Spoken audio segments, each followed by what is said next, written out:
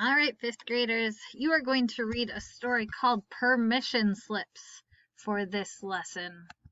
So, this is what it looks like. It's from a longer book. Most of the stories in this unit are from longer books. So if it is something that interests you, look it up.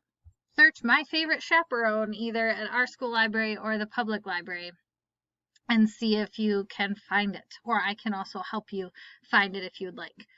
Anyway, what you are doing in this assignment, you are underlining or circling key details. And again, not necessarily details that support a main idea because it's a fiction book. So you're not going to get a main idea in the same way you get when you're reading a nonfiction text.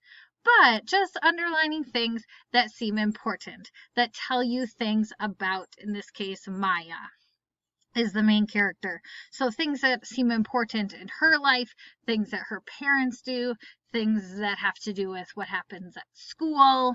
Notice the picture is of them doing gymnastics. So if they mention that, that seems like it could be important. So that is what you are looking for while you read. And then there are some questions at the end. So why do you think Maya and Shannon became good friends? And then what two details from the text support your answer? Okay, so it's just simply reading the story, thinking about it. Why did these two girls become friends? And then how do you know? All right, so if you want to underline them in a different color and tell me I underlined them in red or blue or whatever, you can. Otherwise, you can just type how you know. What two things from the story are the reason why you think they became good friends? All right, pretty simple, or straightforward at least. The word today is fastest. Okay, so I'll spell it for you. So fastest. Oopsies, sorry. There we go. That's what I meant to do.